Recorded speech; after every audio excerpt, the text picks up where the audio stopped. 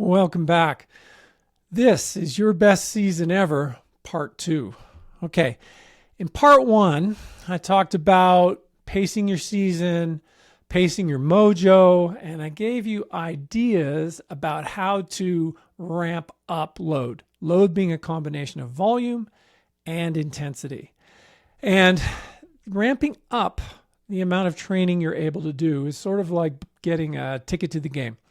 So you'll find for each competitive level and for each event, there is a certain amount of chronic load required to prepare ourselves. And that's variable based on where you're at, your experience, how fast you want to go, and how you tolerate training as well as the stress you got going on. But let's assume that there's just a ballpark number that you got to get to.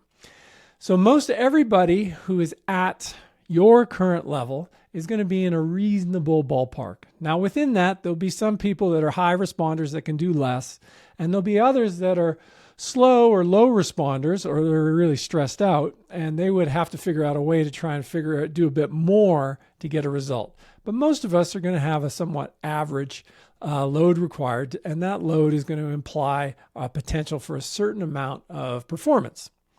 Makes sense. Okay.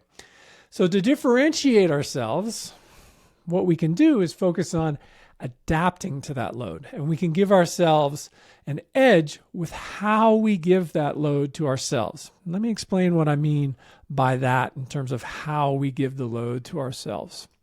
So you'll remember this is winter, early spring, and then we start ramping. Now within every week that you can see across this entire season, there's at least 3 easy days. So there's 2 of those days are back to back, and then there's at least 1, sometimes 2 additional easy days. So one of the things many athletes struggle with is putting easy days, adaptation days, into their program. What these easy days do is they let you maintain momentum. Momentum when you're holding load in that early part of the season, as well as momentum when you're building load as you're moving towards your competitive event. So that's a very important thing for you to remember. And I want to give you a couple of specific examples to show just what I mean by that. So this huge peak that you can see here, my first training camp in Italy, there were only 3 days that I would consider challenging loading days in that entire camp.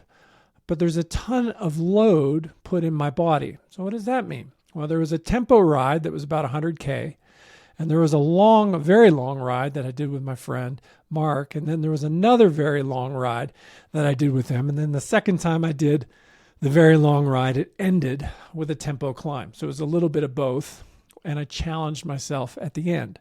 So we're thinking about an 11-day block, 3 challenging days within the 11-day block, and everything else is really easy volume. Now what that means is my body absorbed that block very quickly.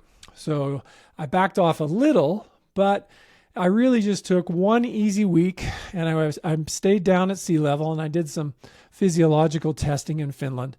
And then I went home and got back into my normal routine, and you can see that line continues to climb. Next important block, the block that ended my season.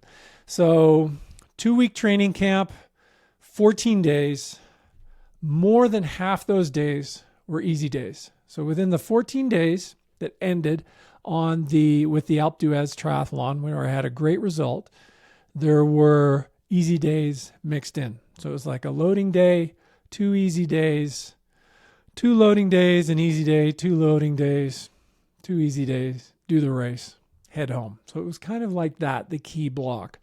Now, one of the things that differentiated me at that camp and in my current training approach is no zombie training.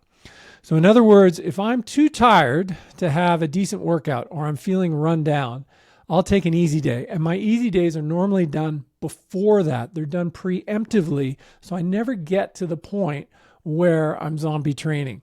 Because ultimately, I don't need to be doing more volume. I need to be absorbing the volume that I'm doing.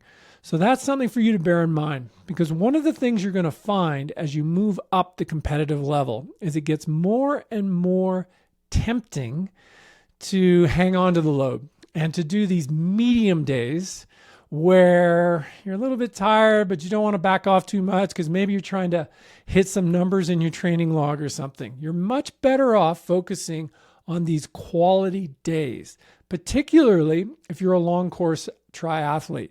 So you're training for a race that's going to be, say, 4 to 10 hours long. You're a competitive amateur or you're a top amateur, and it's about your 1 day capacity or half day capacity.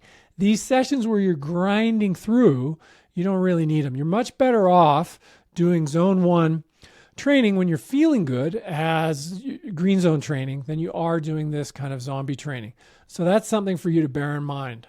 Now, in part 3, what I'm going to do is I'm going to talk about something that happens even before you see the season, before you start the season, this fatigue management and also your season management, because that's the phase I'm in right now. And I want to explain something to you about that, which you're going to be tempted about. Thanks for listening.